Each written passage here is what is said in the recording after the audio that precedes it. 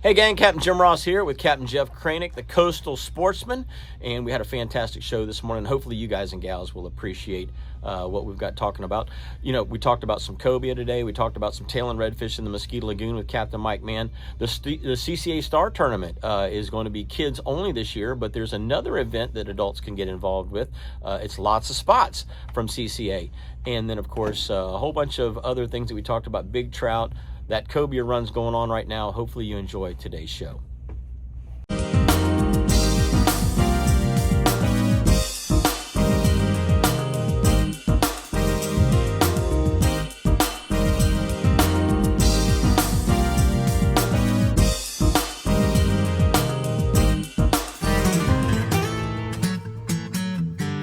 You're listening to WWBC, Cocoa, Melbourne, Titusville, 1510 AM, as well as W234BI, Cocoa, Rockledge, and W264AS, Rockledge, Melbourne, Palm Bay, and 100.7 FM.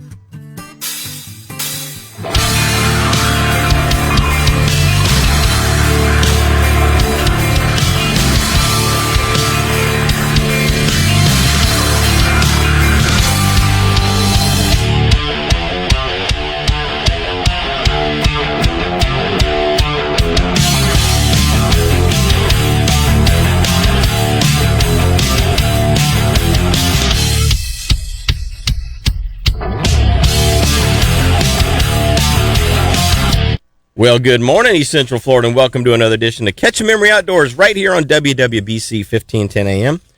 We appreciate you guys and gals tuning in every Saturday morning to see what's going on up and down the Space Coast with the fishing and potentially some hunting. We might talk a little bit about hunting today, but we're definitely going to talk about fishing today. And got myself, Captain Jim Ross, and Captain Jeff Kraynik in the studio this morning. So Back again. And actually, it's probably going to be about the first time in like over the next month and a half. It's probably going to be one of five or six times, it looks like. Yeah, we're busy. You and I have got a bunch of stuff coming up. So not only today's obviously a busy day because we've got the Orlando Boat Show going on today. At least I do. So I'm going to be over there all day doing seminars, giving away stuff, free swag out of the booth, all that kind of stuff over at the Orlando Boat Show. So if you guys and gals get a chance to swing over there, check it out. I'll be on stage at 11 a.m. this morning doing Cobia seminar for those of you that are interested. And Cobia are here, by the way. So if anybody's interested in getting some Cobia, you don't really know what to do, where to do it, how to do it, that we're going to be talking about all those things on the seminar stage today at 11 a.m. at the Orlando Boat Show at the Orange County Convention Center. But we've got, in the next couple of weeks, we've got the Starbright Sea Safe event. Yeah, that basically a weekend-long event. Yeah. Then we've got the St. Johns River Water Management District is going to come back in. They're looking forward to that. And so those of you guys and gals out there that are regular listeners of the show, you'll get a chance to call in and ask some questions of them about management of the St. Johns and of course of the Indian River Lagoon and Upper Lagoon Basin, because they also manage those areas to some aspect. Then we've got, the week after that, I think we have the mud boat run at the Jolly Gator. Right. Over 100 boats will be there again. Yeah. And then, isn't there one other thing that we're doing? Well, we have the very next weekend is the other mud run down in Lake Kissimmee, but I don't think we're doing one from there. I mean, we'll be down there. Peppy and I will be down there. Yeah. But we're not doing a live remote. So, I know what it was. Not with you and I, but with Rodney and I, we're going to be doing a live remote from the Mud Hole Custom Tackle event coming up here in a couple of weeks. So that's going to be a huge event. If you guys and gals are interested in, especially if you're in that East Orlando area, well, it doesn't matter where you're from. I mean, this is a thing that you don't want to miss. There's going to be over 40 vendors there. Talk a bunch of different captains. A lot of them you've seen on TV. So hopefully we'll have a rundown list of what's going on and what time it's going on. But there's got free raffles and all kinds of stuff going on all day long. So we're going to do a live remote from there as well. Remember when they were like in a garage? Yeah. Yeah, in a warehouse, roll up door shed kind of thing, know. And man, that new mud hole custom tackle shop is impressive. I've not been there yet. It's impressive. I mean, those guys have really. I mean, when you're looking for a top tier place to go shop and look for all the brands that you like, plus all of their custom rod and reel things that they have there, they have really got a fantastic shop. So, and then of course on that particular day it's going to be a big a big fishing event that day, so it's going to be a lot of fun.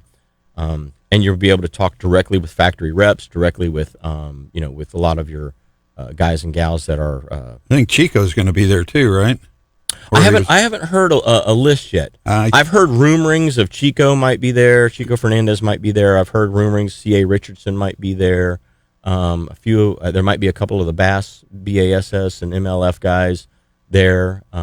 Little bit of everything. So yes, a good mix. Just a good mix because they have both fresh and salt water that they cover with the tackle and stuff in that shop. And of course, at Mud Hole Custom, you can build anything you want. Build anything from an ice fishing rig to a speckled trout rig to a push pole to a blue marlin rig if you want. They have got the components to if you're a do-it-yourselfer and you like building things. They're gonna have rod building classes going on during that day or seminars going on during that. There's just tons of stuff that's going to be going on. So we've got this next couple of weeks is going to be super, super busy with those things that we have going on. So, well, let's talk a little bit about what's going on the water right now. Ooh, yeah, because snook got happy, started biting. Now, what are they eating? Very good question. Only they know. Yeah, and when you bring 3 different baits out there and they don't bite. You need at least 3. You need at least 3. You need croakers, pinfish, and jumbo shrimp. And that's just the start of it because they may decide they want pogies that day. But the snook at the inlets have been pretty doggone good at both Sebastian and at Canaveral. Been pretty doggone good. We had one snook yesterday. This fish looked bigger than what it was. It was 37 inches, which is no slouch. That's a giant snook. But its girth, it was a big female. And its girth, I didn't have a tape measure to measure it, but I just kind of stuck my hand next to it. And, that's about 9 inches from there to there. So I just kind of went around it. I had about 26 to 27 inches in girth. This fish was as big around as that daggum bucket that's sitting on the... Getting ready to spawn, huh? In a few months. They do have roe in them. That's what I meant, yeah. Yeah, I cleaned one. Either that or had a baby grouper and who knows. Something. No, she was just a chunk. I mean, she was just solid, just as big a snook as you'd ever want. But I did clean one about 2 weeks ago that was 31 inches for a customer, and it did have a roe sack in it. Now, it wasn't mature, but it was in the formation process. Probably looked like about 2 months out before it was actually going to spawn. So I'm thinking that we're actually going to probably, based on that particular fish, because that's the only one that's been within the slot size that we've caught lately. Everything else is just way too big, 35, 36, 37 inches. I'm going to say that probably May and definitely June, but probably May we're going to see our first spawn this year, which is kind of interesting because even back in January, I cleaned one fish. No, not January. Yeah, it wasn't January. It was the first week of February, like the second or third day of February. I cleaned one fish, and it had milt, which is the male, sperm, and eggs in it. So it was confused. It had both an egg sac and a milt sac in it. So it was in the process of converting from male over to female. But it was at 31 inches, it had both reproductive organs in it, or reproductive capabilities. Should have thrown one of the rainbow bumper stickers on it and let it. Yeah. Well, unlike people, which often get deceived and confused about what gender they are. This fish had no doubt it was both because it had proof. Wow. Yeah. That's really cool. Speaking of snook, did you get that card in the mail from FWC for the survey monkey? I don't know.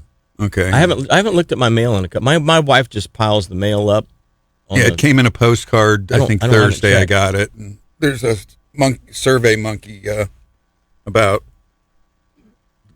I don't want to call it the future of snook, but they're looking for input on stuff. FWC I think the way they have it right now is pretty good. Yeah. You know. Now, I did talk to somebody else. Depending on how you answer, is the first couple of questions is where it directs you to. Interesting. For the following questions. So I do not know. Well, it's out there. It's out there. Well, I'll have to look and see if it's at home on my kitchen table. Or like I said, it's just a postcard. Right. But you go to the website and answer the questions, or it's on the postcard? No, you just there's a QR code and just take, open it up from there. All this tech stuff it is what it is, but got to learn, man. I'm not a fan. I'm just not. I know you're not. I like a pen or a crayon, things, something I'm familiar with. I'm really good with crayons, Well, if you stop eating them, because you're bored. It's just, I need to know what flavor it is. It's just, I can't help it.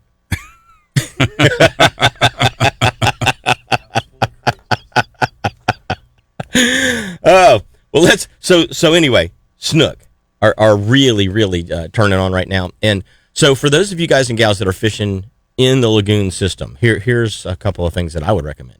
Obviously, the south end of the lagoon from Grant, Sebastian, Wabasso, Vero, that's where the inshore snook fishery is still the best. Yes. There's a lot of good snook in those areas. Now, however, having said that, the other end of the lagoon system, when you get up to New Smyrna, there's some pretty good snooking going on inside in the river around New Smyrna and Edgewater right now. And those fish up there are eating shrimp. The fish down in Grant, Wabasso area are eating pinfish, pigfish, and croakers for the most part. So it just depends on where you are as to what bait you want to use there. But at the inlets themselves, take all three. Because, so as an example, Wednesday, I fished Canaveral. The fish only ate, well, not only, but primarily preferred shrimp. Yeah, I think I was on the phone with you for a little bit. Thursday, they only wanted croakers. Like the shrimp was just null and void that day. And then yesterday, at $1 a piece, hand-picked jumbos, right? Oh, yeah, $1 a piece for the hand-picked, yeah. And $3 for a croaker if you don't catch them yourself. And then yesterday, they started off in the morning, and they wanted shrimp. And then after the tide changed, then it was a mixed bag. You might get one on a croaker, you might get one on a shrimp.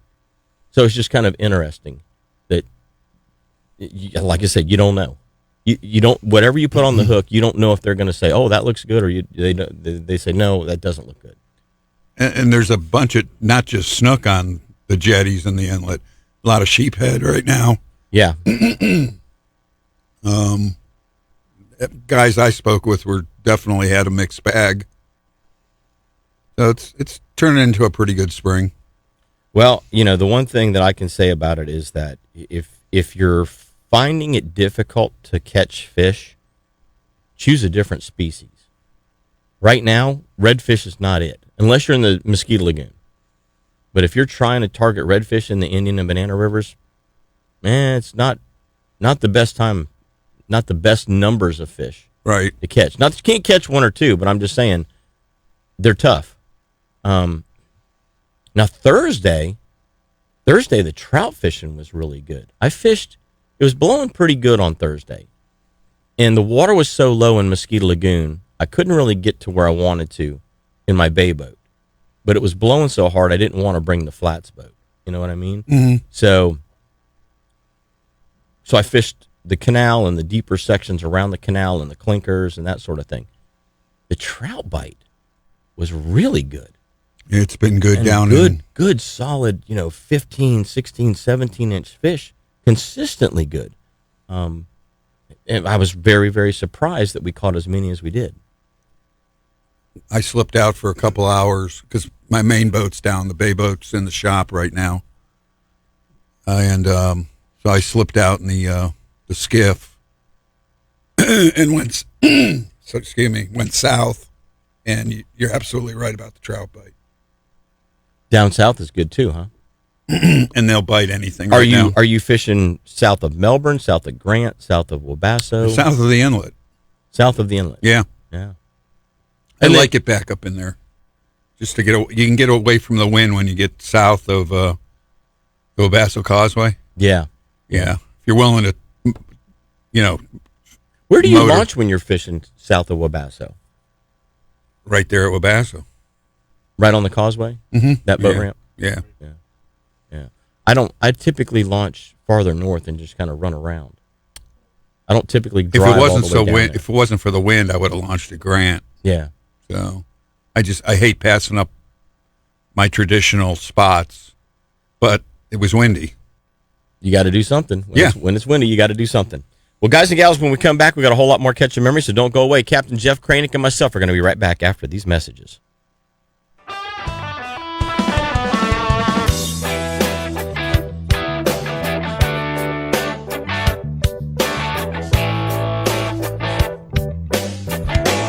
Assassin, the most trusted name in bass fishing lures, is now the top soft plastic lure brand for saltwater. Sea trout, tarpon, redfish, and snook hammer the Saltwater Assassin 4-inch sea shad. With its amazing swimming action, this lure sets the bar for swim bait designs. Other companies continue to try, but none have been able to replicate the action of this incredible minnow-style lure. But Assassin has other proven designs. I like the native shiner colored 5-inch Shad Assassin. That's my go-to lure when I'm targeting big gator trout. Redfish love the Drunk Monkey or the Mudbug colored 4-inch Assassin Shrimp Cocktail. And you can rig these on a weedless worm hook or the amazing Assassin Springlock jig head. Now, these are just a few of my favorite Assassin lures. Check out what top professional anglers have known for years. Assassin lures simply catch more fish, and you can get them at your local tackle store or go to bassassassin.com and get some of these fantastic lures for yourself today. Starbright Premium Marine Polish helps keep your boat looking great. This easy-to-apply premium polish uses polymers instead of wax, so it lasts up to 3 times longer than traditional boat wax. The polymers in Starbright Premium Marine Polish are also easier to apply, block UV rays better, and help keep fish blood, slime, and poop and other stuff from sticking to your gel coat. Starbright Premium Marine Polish isn't a wax, it's a sealer. It's safe for all fiberglass, paints, and polished metals. You won't believe how awesome Starbright Premium Marine Polish will make your car or truck look too. Wax is for surfboards, not boats. Protect your boat with Starbright Premium Marine Polish.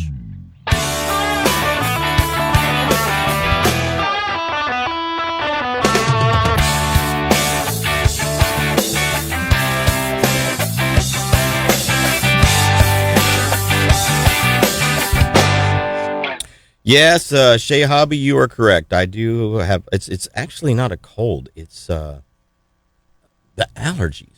Yeah. Pollen. You hear me? Killing me right now. And I mean, it's just I've been pumping saline up my nose and all kinds of fun stuff trying to keep it from bothering me. But that postnasal drip is killing me with all of this pollen. So, yeah, my allergies are not great. Hey, guys and gals, I want to let you know this segment of the show is brought to you by Strike Zone down in Melbourne. Make sure you stop in at Strike Zone and get all the cool stuff that you need. Sean and the gang carry a huge supply of all the latest and greatest down there. And so, obviously, it's a fantastic place to go and get that taken care of, whatever it is you need. Whether you need cast nets, whether you need a bait casting reel, whether you need something for trolling for sailfish or marlin, it's time. It's you got to get Strike Zone, pick it up, and get out there on the water. Now, we are going to have, you know what, let's do the catch conditions real quick just so that everybody knows the fishing and boating conditions for the day. Right now, beautiful. Absolutely gorgeous right now. Later today, not so much. We've got a small craft advisory kicking in right around midday, and then gale warnings by this afternoon. So it's supposed to go from the 5 to 10 that it's blowing this morning to north at 25 to 30 knots. by this afternoon and evening. The seas that are now 2 to 3 feet are going to go to 4 to 7, and then probably 6 to 8 shortly thereafter. Gotta love March. Yeah, so yeah, just wait a minute or two. It'll change. That's for sure. Seas right now are actually really nice this morning. Ponce was 68 degrees, 2 feet at 7 seconds. 4 Mile Buoy out of Canaveral was 72 degrees, 2 feet at 9 seconds. 20 Mile Buoy, 74 degrees, 3 feet at 7 seconds. And the 6 Mile Buoy out of Fort Pierce, 76 degree, beautiful water temp. Seas are 2 feet at 8 seconds. Western edge of the Gulf Stream, 43 miles out of Ponce, 30 out of Canaveral, 28 out of Sebastian. And the surf temps, Ponce Inlet, 67 degrees. Cocoa Beach, 71 degrees. And Sebastian Inlet, 73 degrees. Tides look like this. We've got a low coming up at Canaveral, 11:17 a.m., a high at 5:24 p.m. Sebastian Inlet, 11:16 a.m., and a high at 5:24 p.m.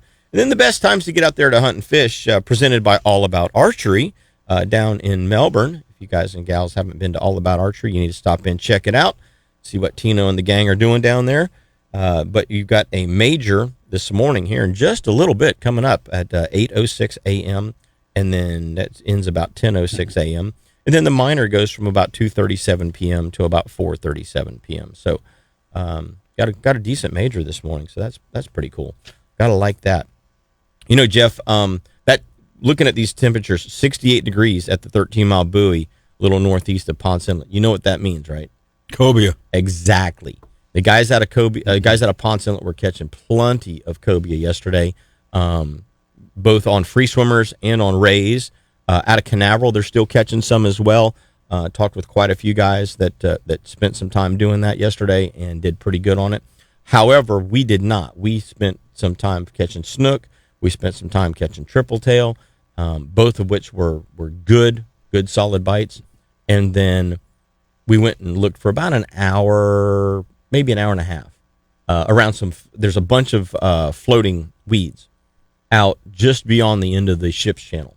So from about 40 feet of water to about 45 feet of water, there was a bunch of patches of weeds and weed lines and strings, not necessarily formed up real good in some places, but pretty decent structure floating out there. We did see one cobia in that. I think Canaveral is on the back end of the first part of the push. Yeah, I mean, it blew for a month. Yeah.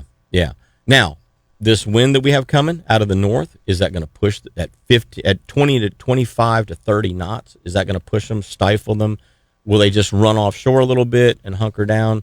I'm hoping that we look like we have at least 3 days of blow coming out of the north. I'm hoping that kind of pushes them and resets them back down in front of Canaveral, rather than leaving them up at the Ponce Inlet area. But that remains to be seen.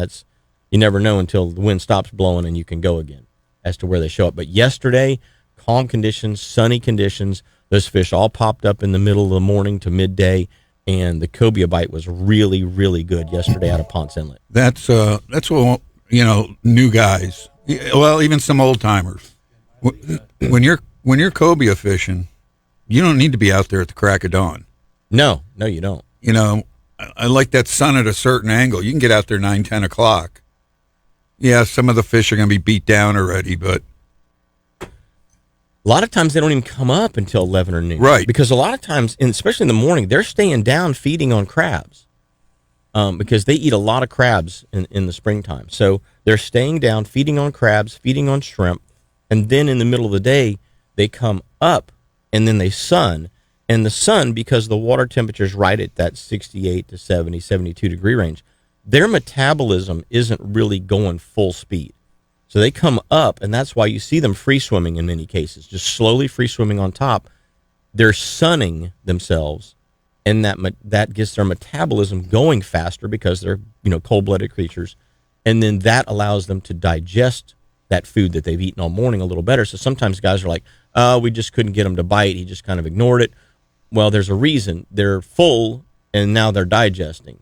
And so if you get one far enough into the digestion process that he's hungry again, or at least willing to entertain the thought of chasing something, then you can obviously get them to bite. Hey, we're going to go to the phone lines. We've got Lisa from CCA on the line. Good morning. Well, good morning, Captain Jim. Y'all are talking my language. I love fishing cobia. I tell you what. Well, before we get to anything fishing related, congratulations on that beautiful bird that you got the other day. Oh, yeah. Oh, well, thank you. Yes, I am tagged out in Florida. I got an earlier South Zone bird, solo hunt, and I was so excited about that. And then I was able to guide my son to his bird. Once he got his bird, then I hunted that afternoon and harvested my bird. So we had a fun-filled Saturday, or feather-filled Saturday, let me put it that way. Most definitely. Lisa, that's something that has just changed here in the last couple of years, is that we are now in Florida allowed to hunt in the afternoon. Before it was, hey, you got to be out of the woods by 1 o'clock or so. How much more opportunity has that given, hunters like yourself to be able to chase birds? Well, I will tell you though, not all areas, wildlife management areas, are open in the afternoon. I was on private land, but some public lands do require you to be out by noon. Okay. So not everybody. Yeah. Okay. Not everything is open in the afternoon for an afternoon hunt, but I will tell you, having that afternoon opportunity really is a very good time, especially when you have youth or young people who don't like to get up early in the morning. Having an afternoon hunt is oftentimes a really great opportunity to get those kids out there. However, I will tell you, the afternoon is a little more challenging to get a bird. It just is a little more challenging. Well, they've been talked to all morning long, and so I imagine that they get a little wary. Well, and they've also been doing something else all morning long, so they're, a little worn out, too. They're tired, huh? What's that, Lisa? Well, I think they call it the hoochie coochie. Yep. It's interesting. So for the first time in like 18 or 19 years, for the first time, we had 2 gobblers on camera on our property in Oak Hill. Oh, that's nice. Never seen them before, ever, until last week. And I saw 2 birds that came past the camera a couple of times. One of them was strutting a little bit. Jakes or? No, they were full-blown toms, both of them. Yeah, I've never seen a male turkey that maybe wasn't a poult. We just don't have the habitat that they're looking for, apparently, on our property. They start roaming in the spring when the girls are, coming into the breeding season. Boy, they start roaming, and they'll roam miles and miles. I mean, I've seen gobblers that have been on our property that are 10 miles away from our house because we know the gobbler. He has a distinct fan, and he was in about 10 miles away from our house. Wow, that's amazing. Yeah, so I just thought it was really cool that I got a notification on my phone, and I checked the camera, and here I've got two turkeys standing in front of the camera, and I'm just like, wow. I mean, 18 years I've been waiting for that to happen. So I thought that was pretty cool, because every once in a while we'll see a hen, and I've seen a couple of hens with poults, but just really never seen a jake, a tom, anything. So pretty interesting. Very interesting. Very interesting. Well, something else that is interesting is the STAR competition this year. As you may know, the STAR competition has taken a different direction.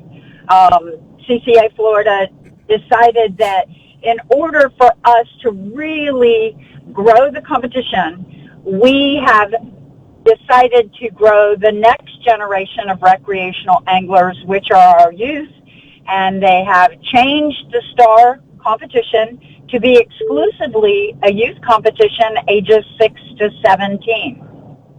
Very interesting. Yes.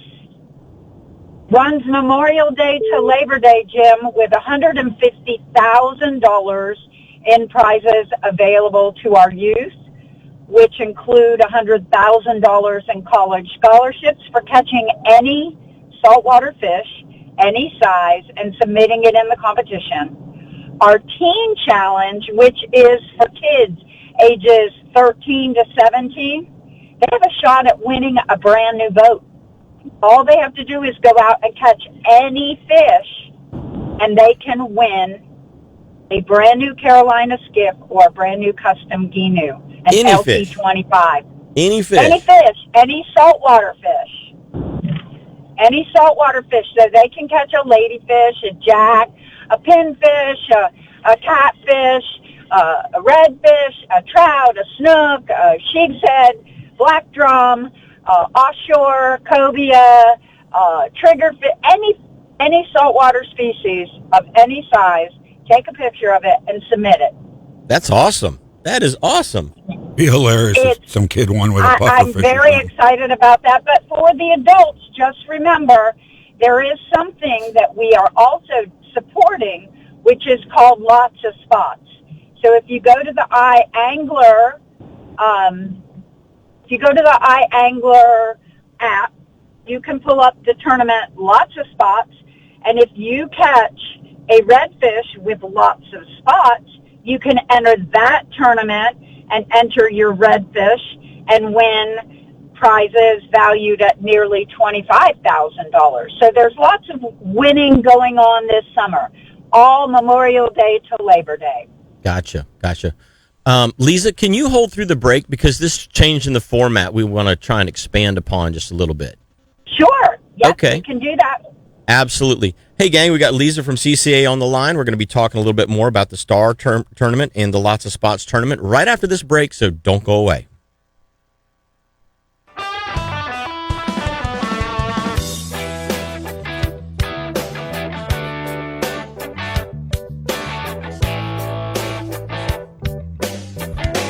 Grill's Seafood Deck and Tiki Bar is one of the Space Coast's most popular local hangouts. We love to kick back and relax at either of their waterfront locations with a cool tropical frozen drink and some of the freshest island-style seafood around. Grill's is known for its fantastic food quality, like their bacon-wrapped scallops, shrimp Cuban sandwich, or one-of-a-kind Bahamian fish chowder. The Tiki Deck features some of the area's best local bands throughout the week, plus Grill's has a fantastic breakfast menu, too. Chill out at Grill's original location in the Cove at Port Canaveral, right next to Sunrise Marina, or check out Grill's Riverside location on Highway US 1, just north of the Pineda Causeway.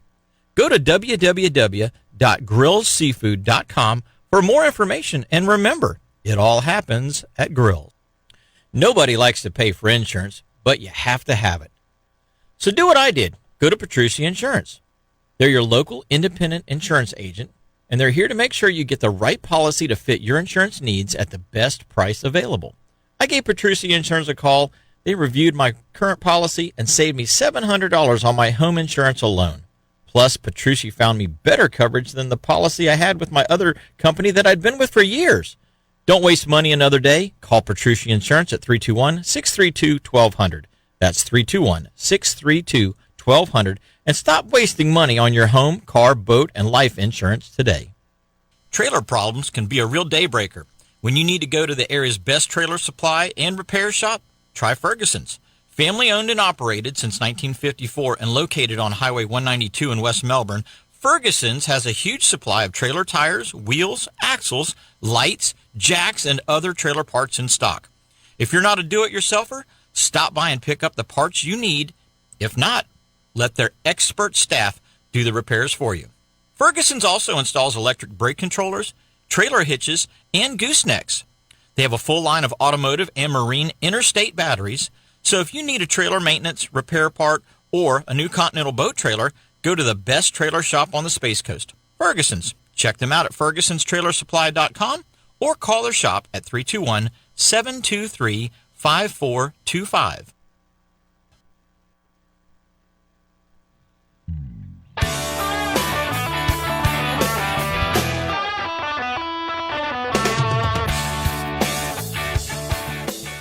Hey, guys and gals, welcome back. We appreciate you tuning in every Saturday right here to Catch a Memory Outdoors. This segment of the show is brought to you by the guys and gals over there at Direct Graphics. And if you guys and gals need anything to promote your business, Direct Graphics can make it happen. So whether you need a truck wrap, a boat wrap, or just some simple business cards, give them a call over at Direct Graphics, 321-631-1001. That's 631-1001. That's Direct Graphics in Cocoa. And you guys and gals will be impressed. Hey, we're going to go back to the phone lines. We've got Lisa calling in on the call-in line from CCA. And Lisa, STAR Tournament has changed. It's a youth-only event right now to try and grow the youth in the sport, which is kind of interesting because now we've got the opportunity for people to get their kids involved in CCA, which we all know that is basically the only recreational organization out there that's fighting for recreational anglers' rights. And so I encourage anybody that fishes, and even if you don't fish, if you got a husband that likes fishing, you got a wife that likes fishing, you got kids that like fishing, join CCA and become a member, because it's so important for the recreational community to have a voice. But CCA has been doing that for 40 years now. We were just talking during the break about the Clint Black concert at the 40th annual banquet, and that was an incredible event. I mean, you guys really knocked it out of the park with that one. The CCA, that is, knocked it out of the park with that one. It was a wonderful event, and everyone oftentimes says, "Oh my gosh, all they do is throw big parties." Well, those big fundraising events actually fund the amazing work that we have the opportunity to do. If you look at the amount of habitat restoration projects that we do throughout the state, it equates to over $26 million in habitat restoration, and that money has to be raised in some way or form, and that is raising the money via these wonderful events. Well, just as an example, there was a couple of things that were raffled off that were, well beyond my budget. But when you look at the price of what you got the product for, in many cases, you're not only helping a conservation-minded organization, you're also getting something that's very unique to take home to your house and display in your house, or a very unique type of a hunt or fishing trip to go on. And there was just a lot of really cool stuff that was auctioned off at the event. And, people that come to those events realize that, hey, we're here for a reason. I see this with the National Wild Turkey Federation banquets as well.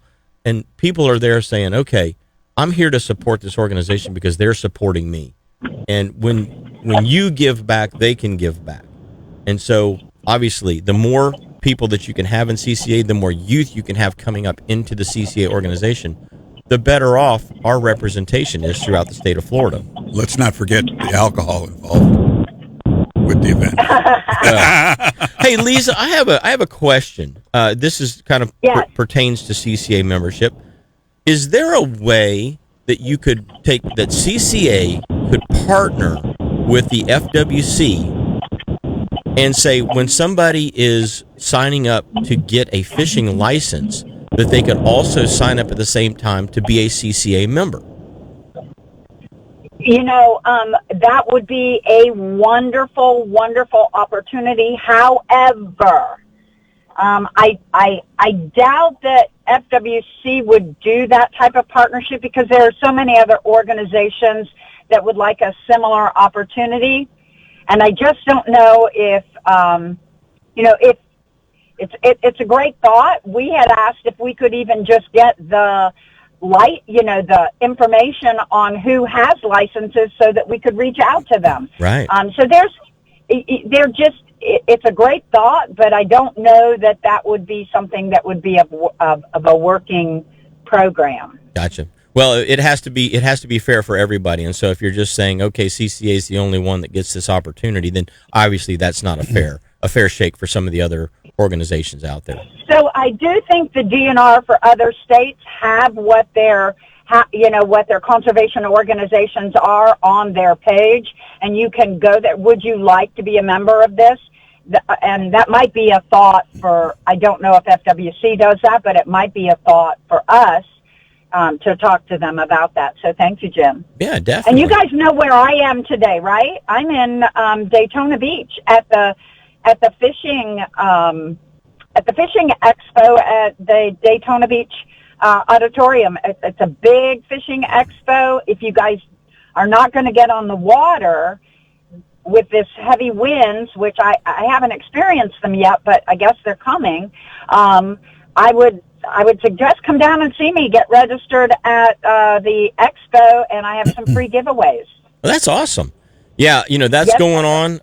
At the same time, I'm going to be over at the Orlando Boat Show today, and then there was another event going on today somewhere. I forgot what it was now, but there's another event going on. So there's like 3 events going on the same day. And we were just talking about that. It's crazy. Yep. Very crazy. A lot of things going on in the springtime. It's only $20 to get the kids engaged in STAR. We have a great youth program with great prizes. So have your listeners get those kids ages 6 to 17 registered for the CCA Florida STAR competition. Definitely. And if they don't come to the expo in Daytona today, they can go straight to the website, cca.org, right? Yes, sir. Yes, sir. And I am pulling into the expo now. Well, thank you for the call this morning. Congratulations on you and your son's turkeys here over the past week. And we look forward to seeing you again real soon. Well, thank you. Come on out to the expo and see us. Have a great day. Thanks, Lisa. You too, Bye-bye Lisa. now. Bye. Yeah, CCA is such a great organization. And you know what? She is my second favorite redhead in the state. Behind my wife. Yeah, I know your wife made you say that, too. Well, yeah, okay. But I'm just kidding. Your wife is awesome. in regards to Lisa and a handful of others, she's just not some social media wannabe. Right. She can fish. Oh, yeah. She can hunt. I've said it many times. When I first started fishing tournaments, I didn't really know Lisa that well yet. And she did not have a position with CCA at that point. Her and her partner, Mara Lee, used to fish the redfish tournaments, the Redfish Cup, the FLWs, the IFAs back in the early 2000s. And, at the captain's meeting, typically if you see a woman there, it's somebody's wife Right. or girlfriend. But when you see those 2 girls walk in and they're full, they're full NASCAR'd up, head, logoed up from head to toe, and then you go out and you fish in a place that, as an example, the first place I ever fished against Lisa and Mara Lee was in Tampa Bay. Wrong place. Wrong place. That really crushed me because I came in like 32nd over there out of 106 boats or something, 100 and something boats. There's a little over 100 boats in the tournament. They came in like 7th. I was like, whoa. I was like, they're not fluff. These girls can fish. Next tournament was Jacksonville, and they came in with a top 20 finish. Now, I came in with a 13th or 14th that year in that event. And then the next tournament was Punta Gorda, and she and Mara Lee absolutely went out and smoked everybody except for came in like 3rd or something in that tournament. And here I am finishing in like 27th. I was just like, what the? I was like, man, I need to step my game up. Before the first, So she can fish. she called me out of the blue. She was working at one of the plantations up north, booking customers, and she started sending duck clients to me from. I don't know if it was Bienville that she was working. I think she was working with Bienville for a while. So she called me up and said, "Hey Jeff, we're doing the redfish. This is when the first year of the STAR tournament. We need to go catch a couple of reds, South Brevard, North Indian River County." I said, okay. I'd never had her on the boat before. The water was low. She's pitching. I've told this story before. 10 feet, 15 feet under some of these mangrove overhangs. Skipping way back. Put it anywhere she wanted. It was at that point I said, this lady is got an open invitation on my boat anytime she Oh wants. yeah. She's Like I the real said, deal. She's real. She does it. Some of these social media people is disappointing. It's all, like you said, fluff. It's fluff. Yeah. But there's a handful of them out there that really kick some butt. Yeah.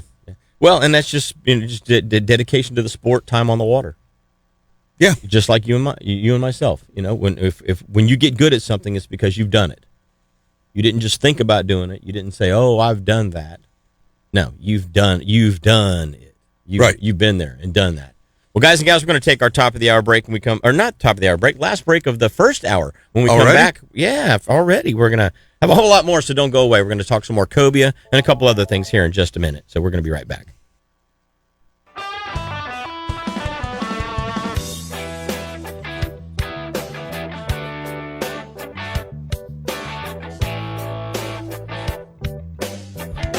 Who's got the best selection of rods and reels from Penn, Daiwa, and Shimano?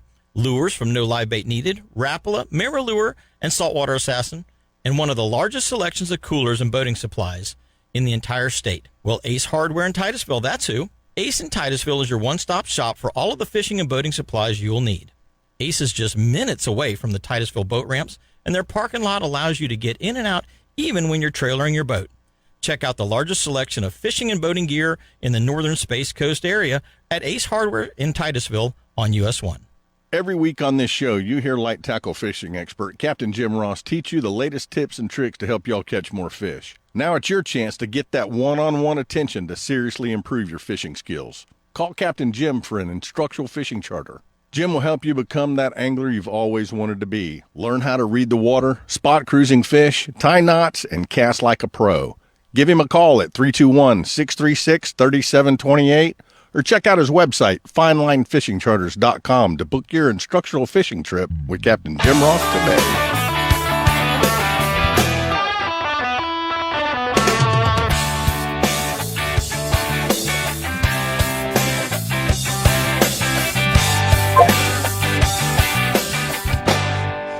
Hey guys and gals, welcome back. We appreciate you tuning in right here to Saturday mornings on WWBC 1510 AM to listen to Catch a Memory Outdoors. And those of you on Facebook, good morning out there. Trying to go down the list. Everybody's talking on the Facebook feed, trying to go down through it and hit the like button or also answer some of the questions or just comments.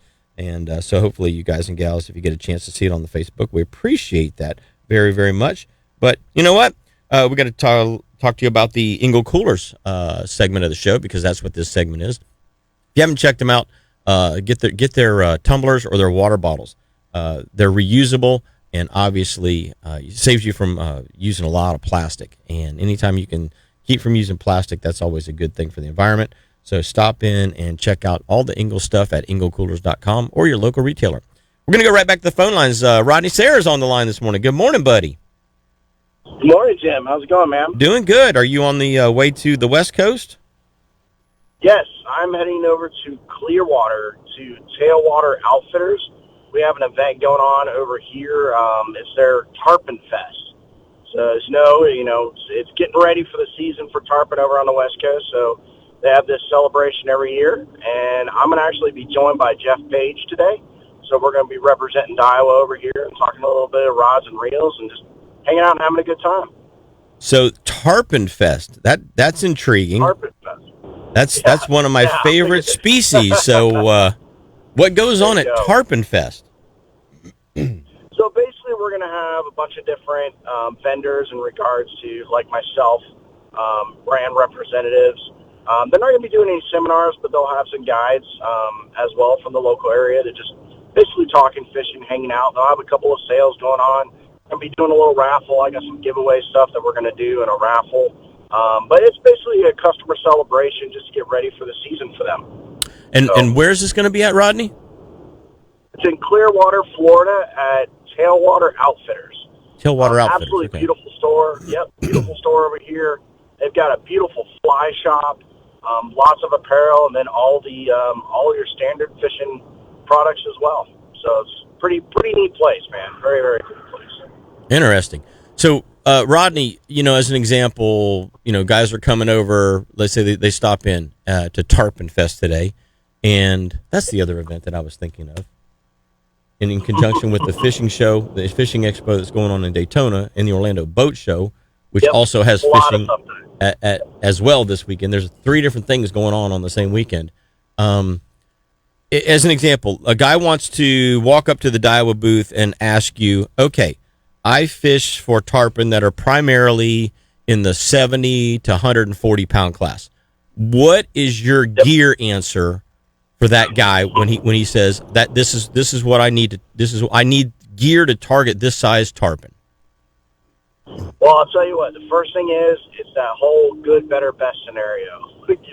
What's your budget, man? Because that's one thing with Iowa. We have a budget for everybody, which is great. I love that fact. From a BG reel, it's going to cost you, under $200, up to all the way up to a Saltiga that's going to cost you $1,000. So it just kind of depends on that budget. My main recommendation for the guys really wanting to target tarpon that are serious and want to get down to it would either be the Saltus MQ spinning reel or the Certate SW spinning reel. It's going to give you a good quality drag system that, you're going to be able to handle some of these larger fish, which, a 70-pound fish is a big fish, let's face it. And that's going to put the test to a reel, and I have a lot of guides over here already using those 2 series of reels, along with some of our other ones, but, that's kind of my go-to. Personally, I'm a big fan of the Saltus MQ line. I think they're great reels. I've caught masses of different kinds of species of fish on it. Down in Costa Rica, catching rooster fish to all the stuff we have up here. It's a fantastic reel for the money. So, and so, what does what size and what approximately is the cost of that particular reel? So you're looking. There's multiple different sizes. Some guys in that range, size your range, I would probably recommend a 6,000. We actually have a lot of guys that are jumping up to 8 and 10,000 size reels. Basically because of shark issues. We're having shark predation everywhere throughout the state, and obviously, I think it probably started with a lot of the tarpon guys. And, we want to make sure we get these fish in, so they're wanting to fight these fish, get them in fast. So a lot of guys are bumping up their tackle to a 10K, so they can get those fish in a little bit quicker. And you're looking around the $400 to $450 mark on those reels. Okay. And then what size line are you typically putting on that reel? Oh, man, you're going to get into specifics, Jim. That's your expertise there. But I'm a braid guy on all of my spinning reels. Conventional, I'm a mono guy. But most of the guys are putting 30 or 40-pound braid on those reels. Okay. And then what rod would you pair that up with? So we've got 2 series of rods that we have mainly for tarpon. It's going to be our TD Soul line and our Kage inshore line. That rod matches up really nicely with our 8-foot heavy Kage inshore rod. If you want to bump it down a little bit, you can go to a medium heavy, but I really like that rod series. It's a really nice blank, HVF blank on it. Really nice guide train on them as well. And those you can pick up at only dealer direct accounts. So those you're not going to be able to find everywhere, but they're a fantastic rod. Gotcha. And what's roughly a price point on that setup? You're looking at the TD Soul rod's going to run you under $200, where the 8-foot Kage inshore rod's going to run you about $250 to $300. So rod reel line combo, you're looking at somewhere around $800. Yeah, I would say about that. Yep. Okay. And it's a little on the premium side. That's not an entry level rod and reel. That's something on the premium side. Something that's going to last you forever as long as you take care of it and keep it clean. But I mean, I've been running these reels for a while, man. They're pretty bulletproof. So. Well, the way I look at it, it's better to spend a couple of more dollars on the front end than to have to regret buying something that didn't work for you and then having to repurchase or repair what you already have. And we all spend so much money on our boats, on fuel, and all of this. And when you really you're going to start cutting back on something. To me, anything like a line or a hook or your rod and reel series, you got to really be careful where you're chipping back on the money. we all got to save money, get it. But man, that's your direct connection to the fish, man. And how many times you get out there and get the opportunity, you want to make sure you capitalize on it. So I'm a big proponent of making sure my tackle is top notch.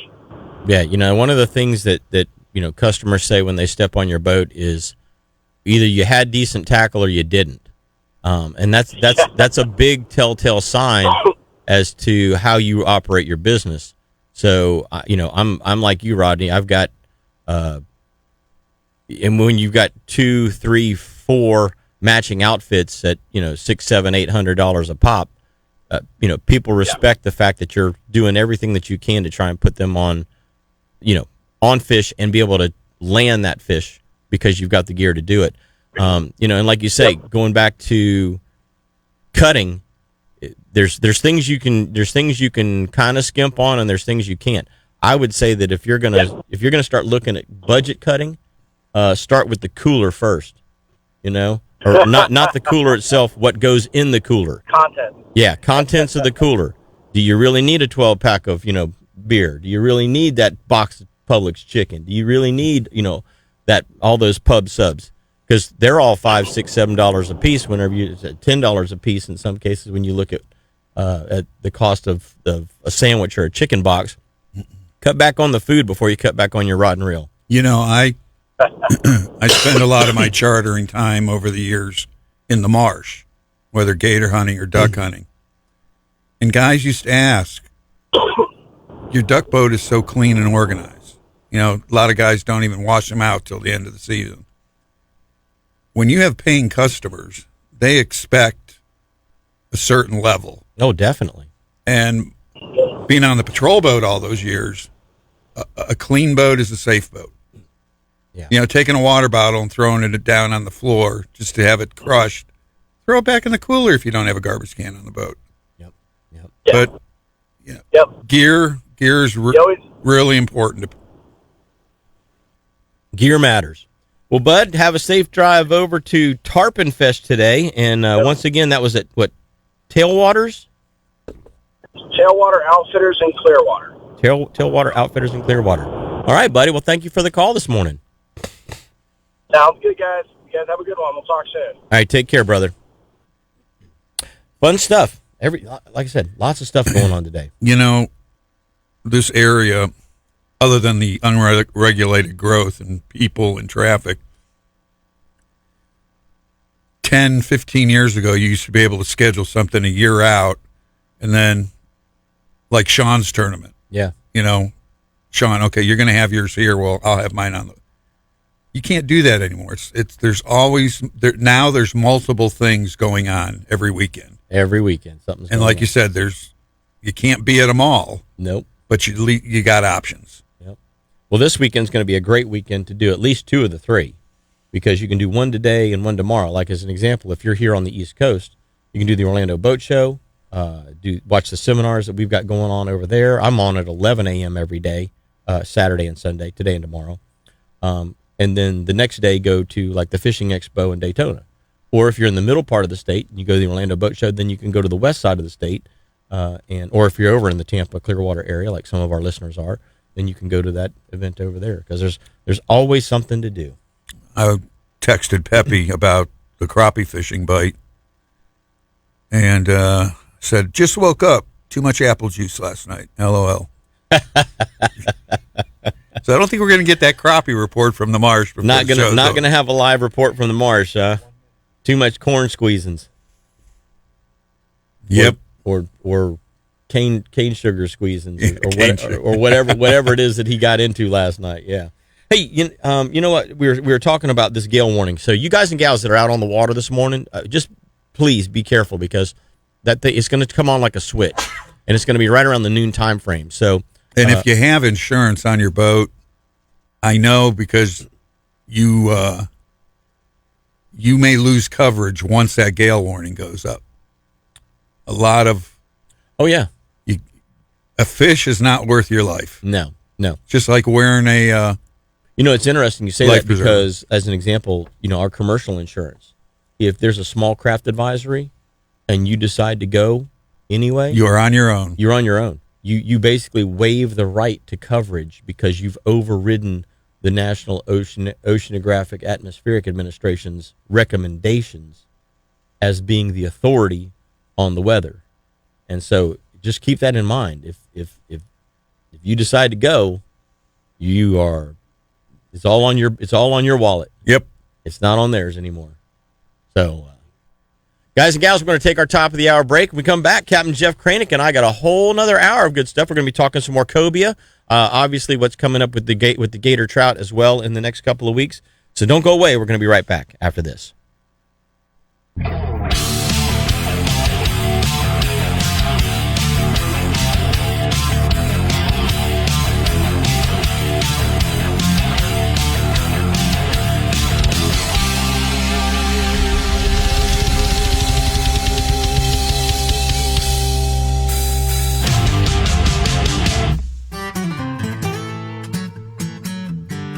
You're listening to WWBC, Cocoa, Melbourne, Titusville, 1510 AM, as well as W234BI, Cocoa, Rockledge, and W264AS, Rockledge, Melbourne, Palm Bay, and 100.7 FM. If you're a shooting enthusiast like I am, you have to check out the incredible lineup from Kel-Tec. Developed and made right here in Central Florida, Kel-Tec is a leading industry manufacturer of shotguns, rifles, pistols, and guess what? They're all chambered in common calibers that we all love to shoot. Whether you're a weekend plinker or you want some advanced personal carry or home protection options, Kel-Tec makes exactly what you need.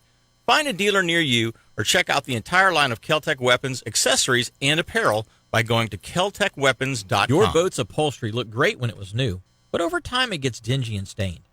Starbright has the perfect combination for your problem. Starbright Ultimate Vinyl Cleaner and Ultimate Vinyl Guard. Starbright's Ultimate Vinyl Cleaner won't dry or fade your vinyl.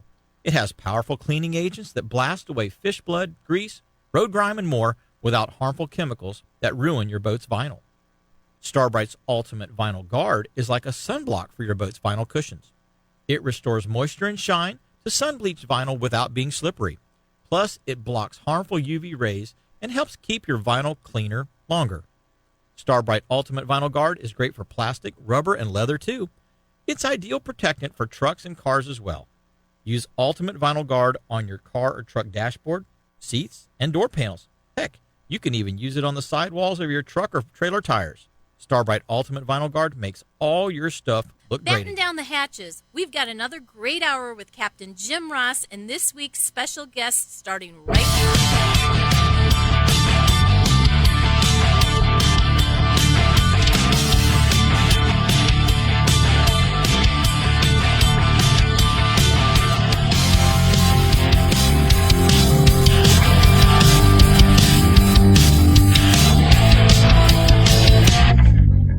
Hey guys and gals, welcome back. We appreciate you tuning in to the second hour of Catch Your Memory Outdoors right here on WWBC 1510 AM. For those of you guys and gals that are out there on the Facebook feed, we appreciate you tuning in as well. And of course, you can always get us on the WWBC app. Just download that app. You can put it right there on your phone. You can listen to us just about anywhere. And then, of course, our low-power FM frequencies, 99.9, 94.7, 100.7, throughout Brevard County. And then, of course, catchamemoryoutdoors.com. Click on that Listen Live link. And if you missed a show or you want to go back and you want to hear the show over again, about 15 minutes or so after the show ends at 9 a.m., the show renders and then is put up on podcast form, and you click on the archive tab instead of the live tab at catchamemoryoutdoors.com, and you can listen to the show over again. And you can listen to about 8 to 10 years worth of backlog shows that we've had with some fantastic guests over the year.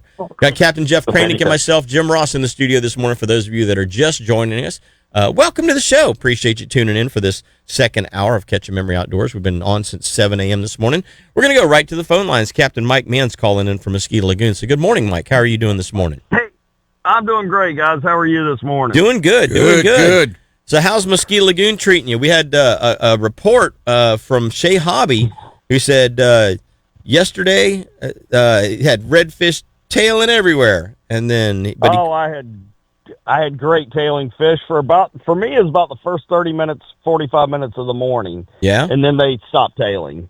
And then we switched over and we kind of worked some of the flats, got, nice trout on jerk bait. And, it was just a really wonderful morning. It was, one of those bluebird postcard Florida days all day yesterday, actually. Just great, light winds and sunny skies and happy fish. And today it's postcard-esque, except for we got a little more wind. We were supposed to do an offshore trip this morning, and we opted not to die today, so we are in the lagoon. That's a good choice.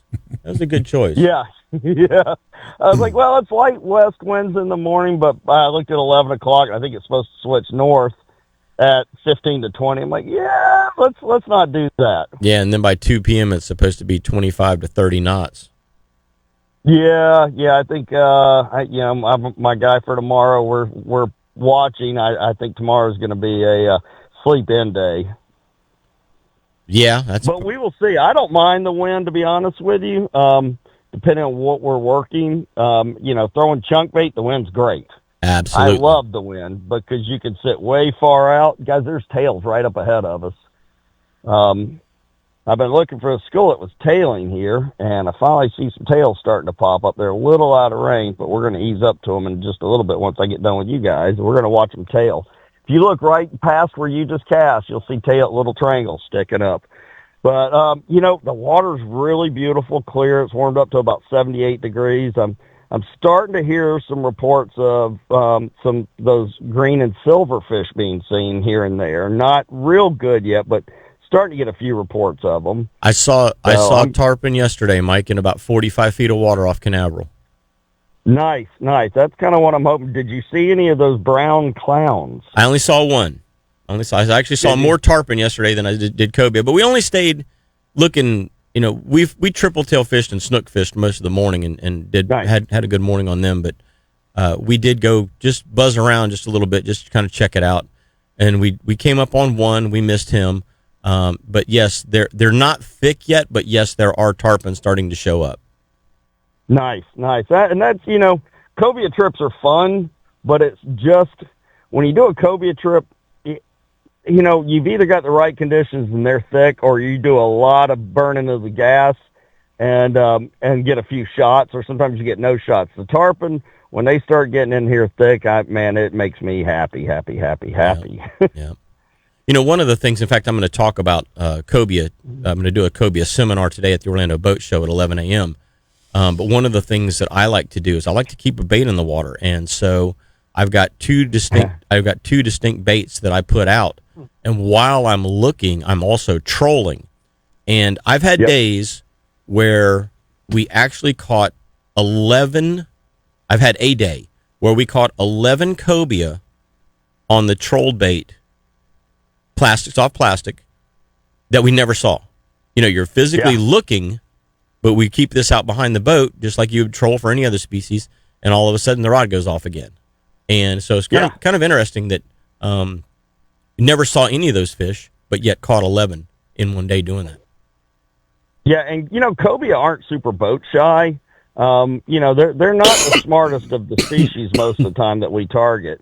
If we could get redfish and cobia to breed, man, can you imagine what that'd be like if we got a little dumber redfish and maybe a little smarter cobia, though? I'll tell you the one I want to cross. I want to cross snook with mullet. Oh yeah. And the reason is that way they'll be in 1,000 fish schools, especially in the fall time. But yet when you hook one, they're going to run, jump, do all kinds of crazy stuff. Yep. They're going to do all the fun stuff. We should become mad fish scientists, mad scientist biologists, fish biologists. I could. You're talking about keeping that bait. Like a lot of times, especially this time of year through like July, when I am bottom fishing, I always have a cobia bait. I'll have a 6-inch mullet, and I keep it in a rod, just sitting in the water beside the boat. And several times I've had that fish is tight up against the boat, and I've had it go off, and it'd be a cobia came and ate the fish right off the side of the boat. Yeah, it's surprising how close. You're sitting there. Oh yeah, And you just got it sitting there right beside the boat. And I mean, it's just in enough water where it can survive. And all of a sudden that rod goes off. And the nice thing is usually the barracuda won't hit it when it's that close to the boat. So when something does get it, it's got to be something that's got a lower IQ than the cudas do. And it's a lot of fun. And it's all of a sudden you're like, oh God, everybody stick your rod in the rod holder, grab that rod. And it's a lot of fun. And, we're kind of in that in-between time. We talk about this every year about this time where, the winter's still, we still get a little cold front here and there, but for the most part, we're starting to get into that summer, springtime fishing where the bait fish are starting to show up, but they're not like everywhere yet, but they're starting to. And then you get the redfish are tailing good. There's still some groups of them, but not seeing a lot of the big, 100 fish schools. And trout are starting to move up into the shallows. Right now, we're finding a lot of trout in dirty water. If you're not fishing dirty water, you're not getting many trout. Yeah. Speaking of those tailing fish that you had in front of the boat there a minute ago, Mike, what are you guys throwing this morning? Right now, we are throwing a Z-Man paddle tail and a new penny jerkbait. If I get a good shot at them, I'll switch over to some shrimp. But they're kind of popping up and then dropping down, so we can get a little more distance with the paddle tails and the jerkbait, see if we can get that reaction strike. Gotcha. We got a really nice 25-inch trout on the new penny yesterday. I started out throwing white, and I'm like, man, this water's pretty clear. Let's switch over to a little different color. And about the fifth cast, we got that really nice trout on the new penny. That's a beautiful trout, 25-inch trout, because we lost a lot of our bigger trout in the freeze this year. So it's good to see that there are still some around.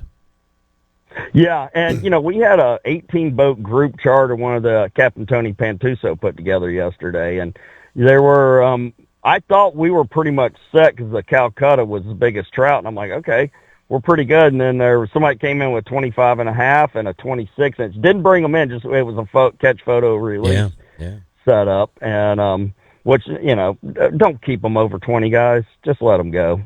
Yeah, those big breeder females. Let them go. Well, two things. One, they produced twice as many eggs as a 15-inch or 16-inch trout. And two, they're slap full of worms. Slap full. Yes. So just put them back in the water. Quit trying to eat the worms. Yeah, because, our trout numbers have been down over the last probably 4 or 5 years.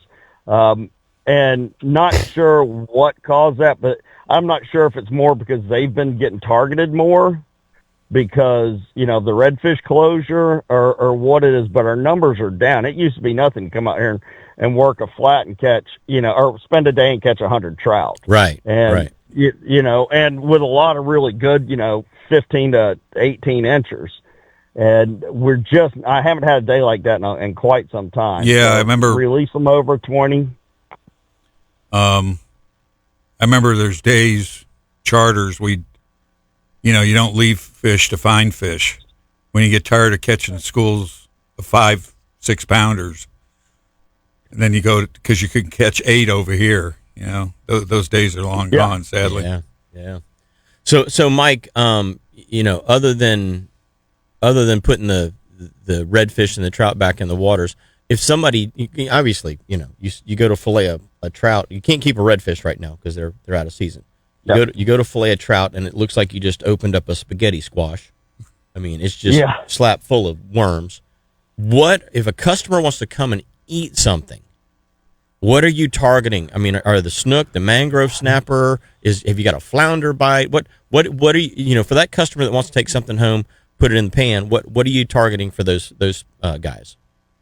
Well, I'm still targeting some of the like 15, 16-inch trout, but also black drum. And our black drum numbers were not what they were this year, what they were last year. And I don't know if commercial guys got on them a little bit or what happened, but, last year I knew there was probably 15, 20 different schools of over 100 black drum.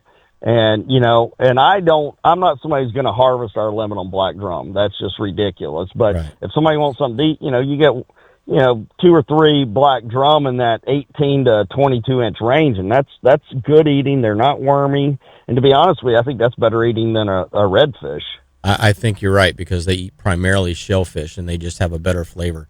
Going back to the harvest portion of that, Mike, obviously the commercial netters have been crushing the schools of black drum over in the Mosquito Lagoon, North Indian River. I understand that either next year or the year after that, they're supposed to eliminate all commercial harvesting within the wildlife refuge. Have you heard that? I have heard that, and that would be wonderful because right now these guys and hey, listen, I have nothing against commercial fishermen. I think look, they're trying to make a living like all of us, but I see less and less of them that have ethics as far as trying to keep a population where they can continue catching them and making a living off of them. I see them where they're just more worried about the dollar today than the dollar for tomorrow. Yeah, and it's an unfortunate thing. Yeah, I mean, I have no problem. I mean, I think there's still commercial trout fishermen, and those guys can keep. I think they can keep. There is no size limit for those guys. I don't believe. I'm not familiar with it. I don't know the commercial side of the regulations of the trout fisher. I believe that. I mean, we're not allowed to keep one over 19, is what the new regulations I heard was. And we can keep maybe one over that, and they can keep. There is no oversize or a limit on how many that size they can keep, which that's going to kill the population. Those are breeders, and it used to be you get done like Jeff was saying, we get tired of catching redfish. You'd go work a flat, getting that 3-4 foot grass flat. Give somebody a jerkbait or just a jig head with a paddle tail, and just tell them to cast and. You'd get 100 fish. And it was a lot of fun because it was a lot of action. They weren't all dinks. These were some good fish. And you just had a lot of fun doing it. And that was back when the trout limit was 4. And, it's just, even down to 2, I'm seeing the numbers still getting lower and lower. And I'm not catching a lot of tiny trout. It used to be you could go out and, you could wear arms out on 12-inch trout. And that's getting harder to do now. Right. I was just looking up. I was trying to look up real quick, speckled trout, and for some reason, I think the new regulations that I didn't know if they had taken effect yet or not. Yeah, I don't think they take effect till like May or something. They change the rules on the fly. It seems like, and some of them I agree with, some of them I disagree with. I don't like the 36-inch cobia. Yeah, it does allow for more big cobia. But if you've ever tried measuring a 35 to 37-inch cobia to make sure he's legal, it's downright dangerous. Yeah. Well, I've got the scar on my thumb to prove it. The other thing is that you think the fish is a big fish in the water, so you throw a gaff in him, and then you pull him over and he's 35 inches, and you're like, oh, shoot. Well, you just basically, doomed that fish. Let's see, sea trout. Yeah, they've now, season open, bag limit 2, minimum 15, maximum 20, total length measurement. Let's see what the ruling says if you can keep one over 20.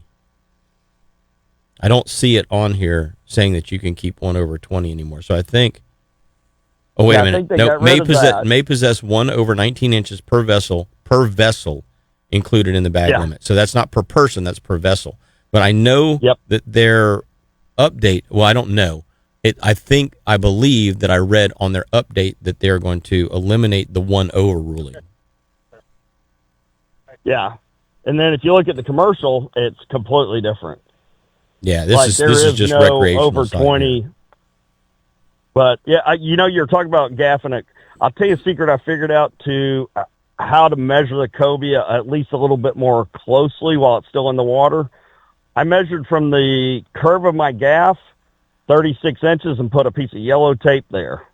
So you can kind of lay that in the water as he's coming by. If he's past it, you stick him. At least it gives you an idea if he's close. Speaking of that, have you ever seen one of those waterproof paper release rulers? They're made down. Yeah. I started using those up in Alaska for the halibut and the lingcod, and I keep 1 or 2 of them on the boat. It's attached to a stick with a zip tie, and it's quick. Yeah. Right over the boat. Oh, we're not throwing a gaff in him. That's a great tip. it's a Yeah, great I mean, we use it all the time when we're offshore. I just net them. I've got a Right. folding net that I really like my nets, and they're heavy duty. Yeah. And I just net them, put them on the boat, and that way I can keep them in the net where they don't wiggle as much, and you can get your measurement with the fish still in the net because it's a big enough net to do that. But I'm like you, Mike. I look at 36 inches as being that's not a legal fish. I look at 36 and a half, 37 inches. That's a legal fish because when you put him on ice, he's going to shrink. Yep. And when the nice thing with the gaff is it's in my hands. So I can kind of measure them in the water because I have no problem netting fish that are close and questionable. But when you get one that's still green, and let's face it, cobia get really angry once they come in the boat. They're a lot more angry in the boat than they are on the hook. Absolutely. So, and I was measuring one last year, and man, he rolled over as I was trying to put him on and I had I've got a tape on the bottom of the boat that I measure him on. As I was trying to hold him, he wiggled and those spikes came out, and man, it was a nice gash that I had to deal with for about a week till it finally healed enough, because it was in one of those spots where it just didn't heal real well. As fishing guides, we've got tough hands, but man, when you're wet and you've got a big gash, it's bleeding everywhere. Not fun. Well, buddy, we are way past our break. How does somebody get a hold of Captain Mike Mann and go do some fishing? Yeah, I've got days available in April. You can give me a call at area code 386-295-5991. You can go right to my website, fatfishguide.com. Follow me on Instagram and Facebook, CAPT Mike Mann with 2 N's. Guys, get out there, catch a memory, and have a happy Easter. Well, we'll talk next week. Awesome. Looking forward to it, See you, buddy. Take care out there. All right, take care, guys. Bye. Hey, gang, we're past our break, but we're going to take it right now, so don't go away. We're going to be right back after these messages.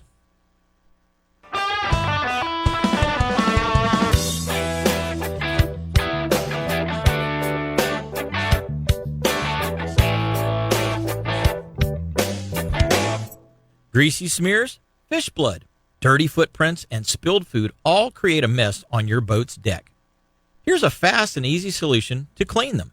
Starbright Ultimate Extreme Clean. Just spray it on the spot, hit it with a deck brush, and rinse it off. Dirty vinyl cushions, greasy drips around your outboard, even those suspicious stains your fishing buddy always seems to leave behind, don't stand a chance when you squirt a little Ultimate Extreme Clean on them. Starbright Ultimate Extreme Clean works great to clean your grill and around the house. You can use it on your truck or lawnmower. It gets greasy stains out of clothing too. Just spray it on any greasy spot, give it a light rub, and they'll look like new again. Make sure you pick up some Starbright Ultimate Extreme Clean and lose those greasy stains today. If you listen to this show, you know Captain Jim Ross is one of the top light tackle charter fishing captains here in Florida.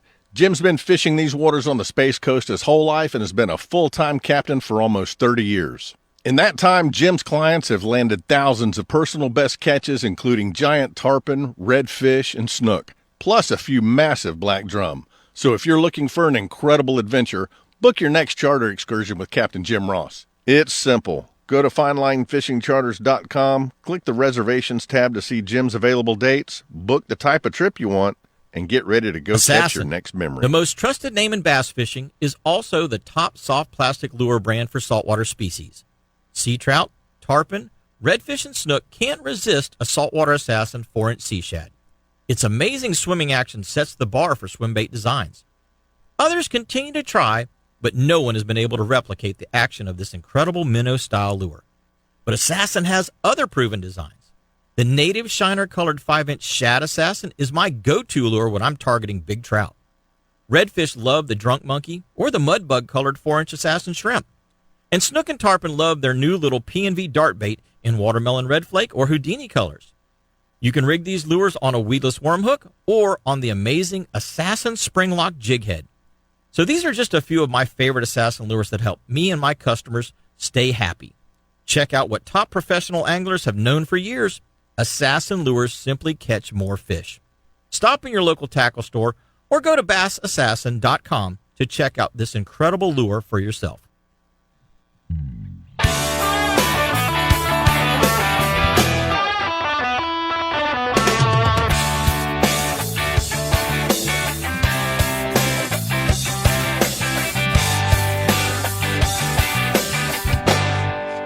Hey guys and gals, welcome back. We appreciate you tuning in every Saturday right here to Catch the Memory Outdoors. This segment of the show is brought to you by Petrucci Insurance, and so the Petrucci Insurance Agency. So stop over there and right there in Rockledge, talk to them, or give them a call, 321-632-1000. That's 321-632-1000. And you can get, 1200, 632-1200. Sorry, 1000 is our call-in line, 632-1200. And you can get them right there at Petrucci Insurance in Rockledge and help them save you some money, because that's what they do. He called me yesterday asking when the gator permits are coming out. So he's looking forward to that. He's ready to get back in the marsh. Yeah. Yep. Get a little gator action. You know, that's one of the things that it gets in you. You know, being in the marsh is just something different. When you spend a little time out there, you want to spend more time out there. I saw the look on his face when we were in the duck blind last January. So I created another monster. He's going to be out there quite a bit next year, I can tell. Yeah, he enjoys the heck out of it. I tell you what, we were talking about that cobia bite. Obviously, yesterday, pristine day, best day of one of the best days of the year so far to be out on the water, and the catches mirrored that. You know, it was a shining example of the conditions come together and you start catching fish. Mike Kip was texting me and said that the bite up out of Ponce Inlet really turned on. He's been doing really good too. He's been catching a lot of lane snapper up there. Really nice catches of lanes, some trigger fish. So the bottom fishing out of Ponce is really good right now. So, but he said yesterday the cobia really fired up, and they fired up midday like they normally do around rays. Also some free swimmers. The day before, on Thursday, there were bait pods out off of the pier at Canaveral in 40 to 45 feet of water that the cobia showed up on. A couple of rays, but mainly a bait pod bite or free swimming type of a scenario. So, keep an eye out for those conditions when you're running around on the ocean. Those are definitely things to investigate. And if you got to slow down and take a couple of minutes to just kind of look around rather than blow past a weed patch or a couple of bait pods, it's definitely worth dropping a jig down in the middle of the bait pod and seeing if there's something there or not. You're not going to catch fish with bait in the boat. No, you're not. If there's not a hook in the water, you're not pulling fish in. That's not rocket science. Right. You know what, Jeff? We got the St. John's Water Management District coming in on April the 21st. So about 3 weeks. No, that's the meeting is on April the 21st. About 3 weeks. And yes, at the Palm Bay branch. So where is that going to be? At their facility there next to the college down off of San Filippo and Community College Parkway. And what is that going to, you always call it a RAC meeting. What is that going to cover? What they do is, we used to have 3 of them a year because this is the largest watershed in the state, 172 miles. They've got a lot of projects that they don't need to have that anymore. So 2 is sufficient. But what they do is it's the opportunity for the public to attend a meeting with the Water Management District and find out what's going on, what went on between the last meeting. It's a lot of great information. And, of course, it's the same people showing up every month. We try to light a fire under some of these kids. You can't biatch and moan on Facebook if you don't show up for the meeting. Yeah. You have to do some legwork. I mean, I myself could only cover so many topics. When they're sit down, Joe. And we had a good working have a good working relationship with St. John's. Stuff comes up, I get a phone call. Jeff, hey, we got this going on, we got that going on. Good example is Headwaters last year, opening day. There was 40 rigs on the, let me back up. There were 15 rigs at 2:00 in the afternoon on the grade. The day before? No, that they got in line the day. Oh, okay. Yeah, they got in line on a Friday And camped out. I get a call from the land manager going, Jeff, if you know anybody out there, you give them a call. FWC's on their way out there to write tickets. I'm just giving you a heads up. I put a Facebook post up because I didn't know anybody in line who was there. By the time FWC got there, they were where they were supposed to be in the overflow parking lot. Same thing goes with prescribed burns. Sadly, though, I hate to make an announcement. Doug Voltalina, who's been with the district 25 years, and he's a friend. This was his last week, I believe, working for the district. He got approached and is now going to be in charge of the public lands and parks just in Osceola County. Interesting. So Okay. congratulations to him. Yeah. I hate to see him go. But just to tell your bosses, Doug, you are not the only one that feeds me information. So, Well, some of the things that I think a lot of the citizens are concerned about is obviously how are you redirecting? Because 60, 70 years ago, in the 50s and 60s, when this area was first being developed, there's a lot of swamp. yeah, it was drained. Yeah. And so you got to move the water. Well, the Indian River Lagoon became the dumping source for the fresh water. And obviously, we all know what has transpired over the past 70 years is that we've dumped too much junk in the Indian and Banana rivers that shouldn't be there. So, the last meeting that we had when the St. John's Water Management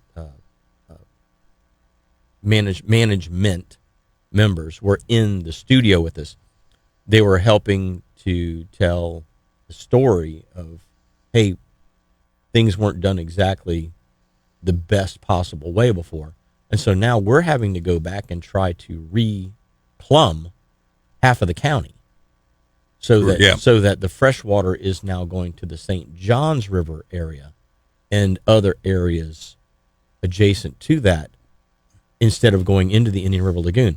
And so, that's a huge, when you already have infrastructure in place, that's a huge undertaking. Tell you what, Tropical Storm Faye taught a lot of lessons. Yeah. And once the water went down, it wasn't long before they were fixing the problems that they had. Because for people that don't know or haven't been down here, back then, I think it was 2008, we ended up getting 30 inches of rain in less than 24 hours. Yeah. And nothing, if that would have happened anywhere in the state, there was no stopping it. I mean, they were not ready for 30 inches of water. And some of the fixes that they did, like the C1 canal that goes through Palm Bay, they dug out, they had a lot of property on the sides of the canal. Has that easement. Right away, the easement. What they did is they went in there and stepped it twice and quadrupled the capacity of that canal to where the fresh water, the runoff, is going into the, there's an STA, the best way to call it, down at the west end of the C1, where the water goes in, gets filtered, and gets dumped into the Bird Platte area, coming out cleaner than the government says it's got to be. That's awesome. Same thing with C-54 and the Satilli, not so much the Satilli Canal, but the Fellsmere Canal, which is right next to it. All the farms that are down there dump into, now it's headwaters, goes through headwaters, dumps into the stick marsh, and stick marsh dumps it in. And that was a lot of replumbing. Yeah. And they call it restored. It's nothing like it was. But it's way better than better. Yeah, what it had been. Yeah. Whenever they drained the land to begin with. So, you've got about 70% of the fresh water now going into the marsh to be filtered. rather than the lagoon. Right, which creates other issues, though. Yeah. Well, let's take our break, and then we'll kind of expand on that. Okay. In that next segment. Hey, guys and gals, we're going to be right back with more from Jeff Kraynik and myself, Jim Ross, after these messages.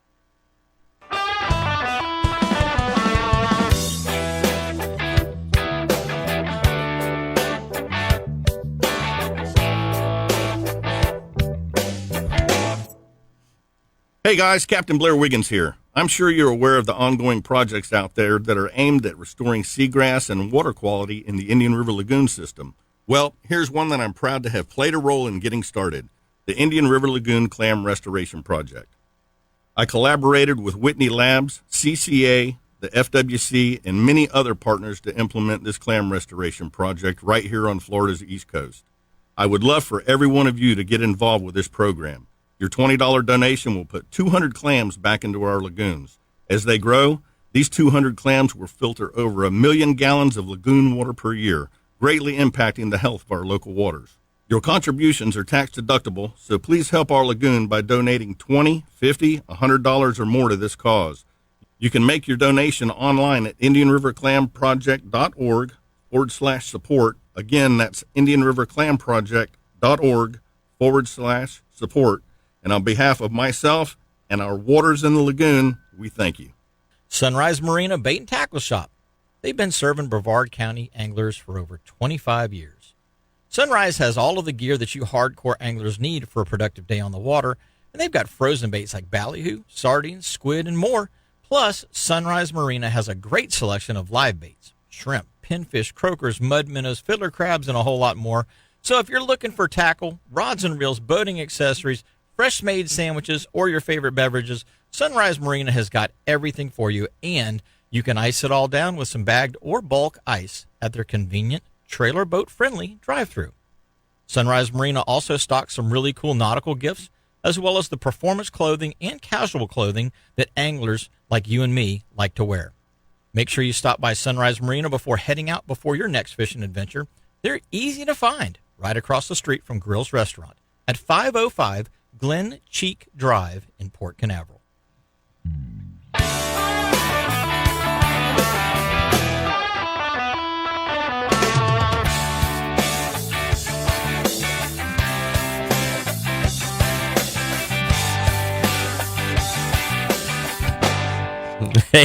Hey guys and gals, this segment of the show is brought to you by Mudhole Custom Tackle, and we talked about it at the beginning of the show. We're going to talk about it a little bit more right now. Mudhole is celebrating their 50th anniversary right there in Oviedo. Stock up on fishing rods, reels, tackle, and apparel from all the biggest brands in the industry. So whether you're chasing bass, redfish, or if you're heading offshore, Mudhole has everything under one roof. And like we were saying earlier, this shop is one of the best in the area. They have got a just fantastic showroom. So whether you like to fly fish or you like to go king fishing, there's always something there for you at Mudhole. And they've got their block party coming up. We're going to be over there doing a live remote April 18th from the Mudhole block party patio area. They're going to have over 40 different brands, bunch of local captains, custom rod builders going on, free seminars, giveaways all day long. And it's an exclusive event-only scenario where you can get some great deals. Food trucks, family-friendly atmosphere. Had over 500 people there last year. This year we expect it to be even more. What's the date? That is April the 18th. Saturday, April 18th. We're going to be doing a live remote for there. So, if you guys and gals haven't made plans, I definitely would say make plans because like Jeff was saying, I think you had mentioned Chico Fernandez may be there. I believe C.A. Richardson's going to be there. I haven't got a complete list of who all is going to be there just yet, but probably have it by this coming week to let everybody know that there's a lot of big names in the industry that are going to be at this particular event. So you guys and gals don't want to miss it over there at Mudhole Custom Tackle. They're right there at 2133 Component Loop in Oviedo, and they're right around the corner from one of my favorite barbecue joints. Mission Barbecue is just around the corner. So one of the good benefits of going over to that event is that you can get some barbecue too. Okay. I like barbecue. I could tell. I probably love barbecue. Anyway, Foundations Outdoor Group, a.k.a. Mudhole Custom Tackle, and that is on the 18th. You guys and gals don't want to miss that show. It's going to be a big, big time. Jeff, we were talking about St. John's Water Management District is coming up with their next RAC meeting on April the 21st. So that's a Tuesday night, I think it is. Tuesday night, yeah. And that's in Palm Bay. And obviously, they also manage the Indian River Lagoon from, St. Lucie all the way to Ponce Inlet? No, I think they even they've got a person that takes over just north of the port and all the way up to Jacksonville. Okay. You got to remember, you still got a lot of mosquito impoundments in there that they're responsible for, and they do have a role to play out there. They're I don't want to say they're taking a little heat, but with the whole thing with Blue Origins going on, with the way they're dumping and holding water. Well, yeah, but that's I don't there. That's where it's kind of convoluted because Florida Department of Environmental Protection is the one that's issuing that permit, right? Not St. John's Water Management District. Correct. However, you would think St. John's Water Management District would have some say-so in that, as well as Brevard County, EOLS, somebody Department of Environmental Protection as well. I don't know. I know that Brevard County has written a strong letter of opposition to anything being dumped into the Indian River Lagoon or potentially being dumped into the Indian River Lagoon. Well, I wasn't able to make that meeting. I think it was on a Friday night. Yeah. You were saying that they are self-testing, and last year, a third of the time. Yeah, 33% of the time, even though they were self-testing, 4 months, they failed their own test. Yeah, 4 months they failed their own test. Yeah. So, I don't, it's above my pay grade, but, every citizen that gets involved and voices something about it, obviously, it can make a difference. When we went to the workshop last month where St. John's was kind of, this is your time if you've got an issue or an opinion, this is your time to get it to us by the state. And I put them on the spot. I said, what is the water management stand on Blue Origins? And crickets. Asked them again. Crickets. Okay, somebody didn't hear me. Asked them a third time, and they said, you're going to have to direct those questions at Florida DEP. Yeah. Which I know they're both state agencies, but I was disappointed in that stand that they're taking. Well, a no stand is not really a stand. Right. It's just we understand there's a problem, but we don't want to speak up about it. Where the people can. But going back to we're going to have them after the RAC meeting. Right. We're going to have them in the studio in May. And this time we're going to be talking about vegetation management. Yes, as well as asked the projects that have been redirected. And so I'm really excited about that. So I saw a post yesterday or the day before, I saw a post about prescribed burns going on. And people are like, oh, it's the middle of the dry season. Why are you burning now? That's when you're supposed to burn. It's the dry season. You can't burn wet. Wet turns into muck. And muck fires don't ever go out. They just smolder I'll tell you for what, weeks. when the last muck fire that I could remember burning was Three Forks. And that burned for about 3 weeks. Yeah. But boy, does that, and it's supposed to. Right. It's supposed to burn. But fire, burning when the water's low and we're in a drought scenario and the St. Johns River is just a trickle compared to what it was back in October when it was bank to bank. It was miles wide in some locations, especially in Cocoa. It was 2.5 miles wide right there at the 520 crossing or at the 528 crossing. You don't have all that water there anymore. Now that's the time to burn because you can burn all of that undergrowth and all of that dying off vegetation and all of that detritus and those sorts of things that the breaking down of the leaves and the breaking down, the things that turn to muck.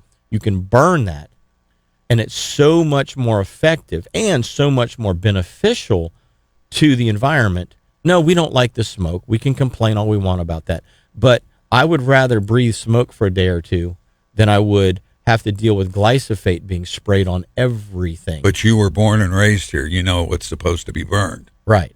You know, these new communities in Palm Bay and Vieira, you know, these people moved down here to die. And Poinsett and Lake Florence is a great example. There's not 2 days of east winds for that smoke. Then forestry is not issuing a burn permit. Right, right. And that's where we've been in the last 2 years on that particular piece of property.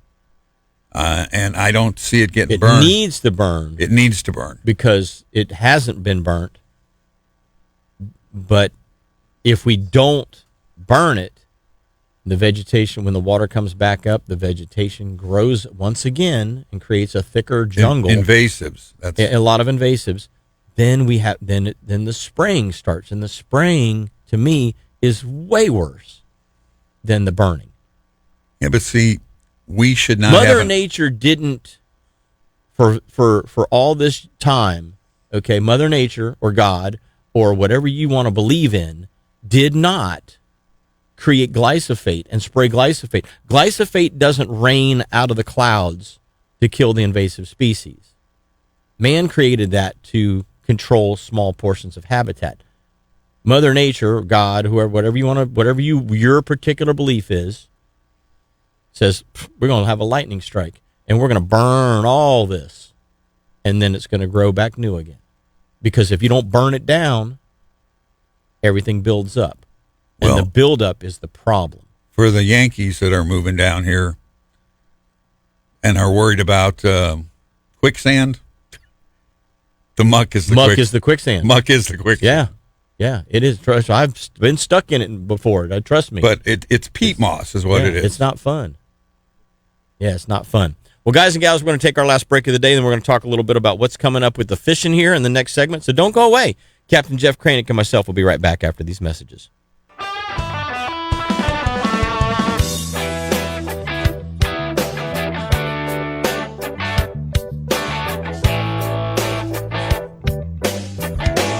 StarTron enzyme fuel treatment makes all engines run stronger, smoother, and helps them get better fuel economy.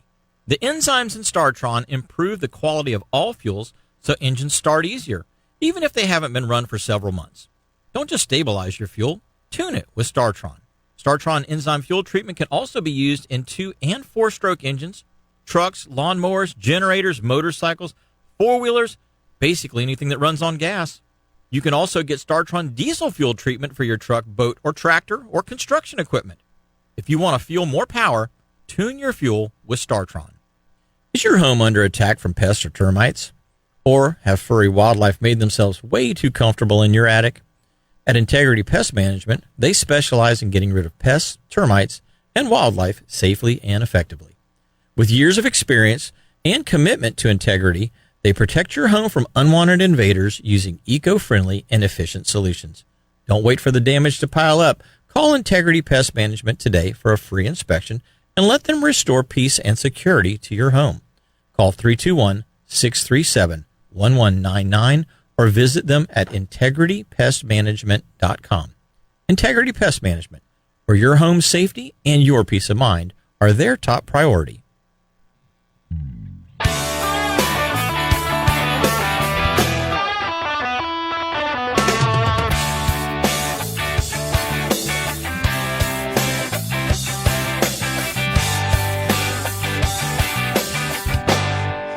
Hey, gang, welcome back. This segment of the show, we're going to talk about the Starbright Cleaning Solution segment of the show. But you know what? It's not about cleaning today. It's about Jeff's favorite new product. Wow. The Vinyl Guard.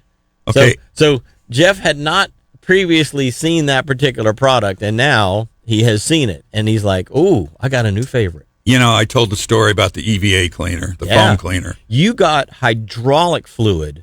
Yes, the power pole. From your power pole to come out of your EVA foam decking. After 3 weeks. And multiple other types of products trying to clean it. Yes. And then the Starbright EVA cleaner pulled it out. I watched it lift out like magic. Wow. I mean, you can't even tell now. Unbelievable. But I was cleaning the truck the other day, and, you know, I've got the Line-X on certain portions of the truck. Like right. the rockers, my toolbox, my rod holders. and the sun just took its toll on it, even though it's got a protective paint on it. Yeah, after 3 or so years, you start to notice there's some fade there. So I'm looking at this vinyl cleaner because it keeps the cushions on the boat so moist and keeps the stitching nice and conditions it. I said, I wonder if this will work. So I called Linex up and talked to one of their techs, and I told them what I wanted to do and what I wanted to use, and they said, "Nah, it should be a safe product." Wow. I haven't put the post up yet, but I started on my toolbox in the bed of the truck, sprayed it on. Tried to wipe it off, didn't work. I said, what can I use? A sponge. Okay. So what I did is I sprayed little sections and just kept moving over like you're waxing a boat. But instead of running it back and forth, I'm dabbing it. Okay. To fill in the spots. And the picture, this side looked brand new. This side was sun faded. Now, it did suck up a little bit, and I ended up doing it again.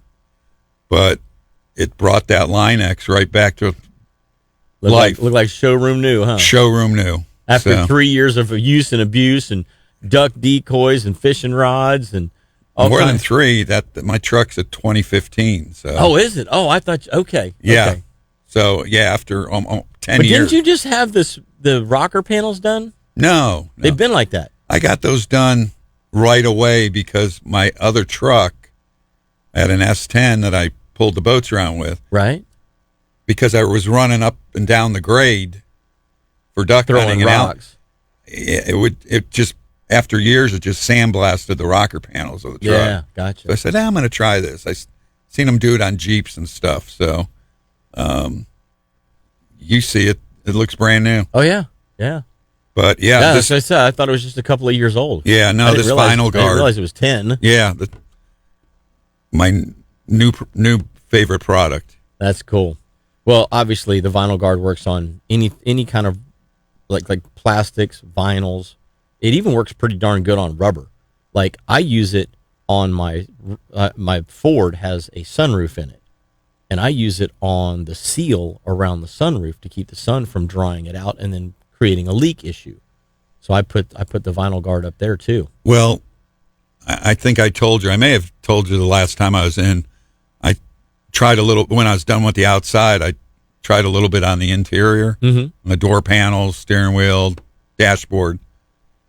Right back to life. Yeah, works fantastic. The only thing I noticed is it stays nice and shiny and brand new, but you get dust that settles on it because of the interior of the car. You do have to wipe it down. Yep.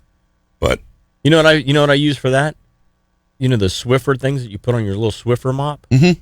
I just use those. Yeah. Like as a dry duster. Just grab it and just wipe it up. Works great. So anyway, Starbright Vinyl Guard. Those of you guys and gals that haven't checked it out, try it out. Not only is it going to work on your vinyl seats on your boat, it works in your truck. It works on your sidewalls of your tires. It works on anything that's vinyl, rubber, or plastic, and of course, it even works on leather. Yes, it does. Pretty cool. So good stuff. Good stuff. Jeff, we were talking about springtime, and obviously Cobia are in right now. We're going to get a big reset with this wind that's coming, but I'm also looking at the reset of the snook and the trout and the redfish, because there's going to be a reset from them. As you heard earlier on the show, as you've seen on the Facebook feed, for those of you that are on there, tailing redfish in Mosquito Lagoon, that there's going to be a reset from that. Obviously, it's going to change the pattern. The one thing that I'm looking forward to is this particular time of the year, right around the Easter time frame, is when I start really finding those larger trout moving up from South Florida, from St. Lucie, Vero, Wabasso, moving up into Grant, Melbourne, Cocoa Beach, and then on up into the Titusville and then around into the Mosquito Lagoon area, those fish that aren't already in Mosquito Lagoon. We're going to get this flush or this influx of trout that didn't die in the freeze that we had earlier this year. And they're going to be coming through, and they're going to be a big target for me and my clients, I really enjoy targeting those fish, especially from Melbourne to Wabasso. That's where I really like targeting that area for big trout, because it just seems like there's a good number of fish in that area. And I know you fish that area a lot. Yeah, I even took some repeat clients down not too long ago, where, they remember, they're longtime clients, snowbirds out of Johns Island, and they noticed we weren't fishing the same the last couple of times, and they said something this time. I said, well, you see, there's no grass. Okay, we had to change our tactics. We fish the mangrove shorelines now. Okay. Fish around the islands in the sand. I said, we're not fishing like we were 10, 15 years ago. The habitat's changed. So Docks. A lot of times in the structure. springtime, docks hold a lot of fish. Yeah, structure. Yeah. I mean, I think of areas off the top of my head: Rocky Point, Hog Point, Snag Harbor, Mullet Creek, Honest John's, all the way down to Cliff Island and Pelican Island, and some of those areas down in the south part of that particular part of the lagoon. And there's a lot of opportunity for you to catch big trout at this time of the year, and that's April is typically a windy month, so it's not a month that it's like March. A lot of times you can't get offshore, but it's a time of the year where you can really catch some quality fish. And I like to use full-size mullet. I mean, I like to use a 10-inch mullet when I'm targeting those bigger trout, because it eliminates those 3-pound Jack Crevalle, which are everywhere in April. It eliminates those 1 to 3 pound ladyfish. It doesn't eliminate the sail cats. The sail cats will try and eat that 8 or 10 inch mullet, but typically it's going to be a big snook or a big tarpon, or medium tarpon, I should say, and large speckled trout is what's you're going to be targeting with those baits. And so I'm really, really excited about fishing some of these bigger baits coming into this time of the year, because I know that there's something there. A month ago, no, it really weren't here. But coming up into April, we're going to get opportunities at those bigger fish using those bigger baits. Yeah. And also topwater time. I love topwater. It's my Choppy favorite. days with a big topwater plug, man, you Big get plug. some incredible blow-ups. Yep. So, I'm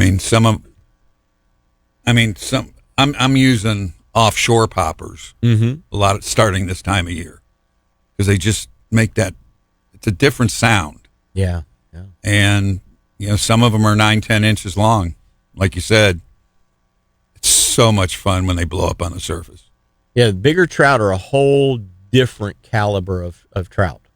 You think about, trout fishing, I just go throw a paddle tail, I'll go throw a little spoon, I'll throw a jerk bait, and I'll catch all these 15, 16, 18 inch, 20 inch fish. I'm talking about 24 to 30 inch fish. That's and specifically 26 to 30 inch fish. Those are the trout that I want to target at this time of the year. And when they hit the plug or whatever you got on top, it's a different pop. It almost sounds like a tarpon gulping water. Yeah. And it's not a sharp pop like a snook, but it's still a distinctive noise. And trout don't like a continually moving bait on the top water. Yeah. Chug, chug, stop. Yep. Chug, chug, stop. They're going to hit it on the stop. They're not hitting it on the chug. Yeah, exactly. Well, guys and gals, hopefully you guys are getting excited about getting out, today to get at one of these events, whether it's up in Daytona, whether it's over at the Orlando Boat Show. Like I said, I'll be on the seminar stage at 11 o'clock this morning, specifically talking cobia tactics and techniques. And we're going to do that again tomorrow at 11 a.m. So hopefully we'll see you guys and gals out there. Till next week, Captain Jeff Kraynik how does somebody get a hold of you, buddy? You can find me on the web, social media, Captain Jeff Kraynik and the Coastal Sportsman. The Coastal Sportsman. And myself, Jim Ross, and we appreciate you tuning in to another great Catch Your Memory Outdoors. Till next week, do exactly what he and I are going to do. Get out there and catch yourselves a memory.